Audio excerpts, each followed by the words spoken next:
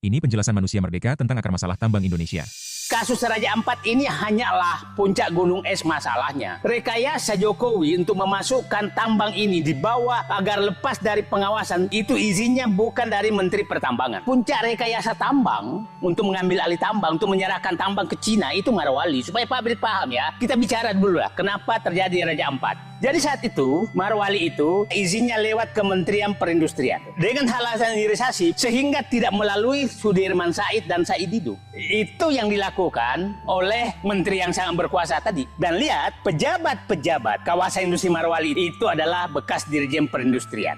Setelah itu, yang menteri sangat berkuasa itu, merekayasalah semua aturan, maka itu bebas pajak, bebas bea, dibikin kawasan industri, dan perhitungan royaltinya hanya kepada pemilik IUP. Jadi, Cina yang ada di Morowali itu sama sekali bebas dari pajak. Tidak ada pajak apapun. Ingat, dikasihnya itu 30 tahun loh. Oleh menteri yang sangat berkuasa. Sampai sekarang masih ada di dalam. Dan rekayasanya dia semua. Nah, ini harus dibuka semua. Itulah kenapa almarhum Faisal Basri menyatakan tidak sampai 10% yang tersisa di Indonesia. 95% itu ke Cina semua. Nah, itulah rekayasa Jokowi. Nah, sekarang, kenapa eksplorasi di seluruh Indonesia itu tinggi sekali? Karena smelter yang ada di Cina hampir semua dipindahkan ke Indonesia. Ada di Marwali, ada di Papua, ada di mana-mana. Sehingga kekurangan bahan baku. Sehingga eksploitasi makin melebar. Raja Ampat hanya kasus kecil. Ada Pulau Obi di Maluku Utara. Di Maluku Utara itu hampir habis oleh perusahaan Cina. Papua juga seperti itu.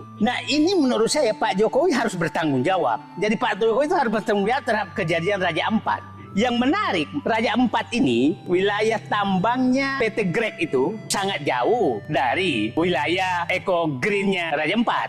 Ada 2-3 tambang milik swasta dan milik Cina ada di sekitar Raja Ampat. Bahlil ini tidak pernah berani menyinggung kalau swasta. Jadi, perlu kita bertanya Bahlil, ada apa sih kenapa dia benci banget BUMN? Dan seakan-akan untuk melindungi swasta, teman-temannya dia.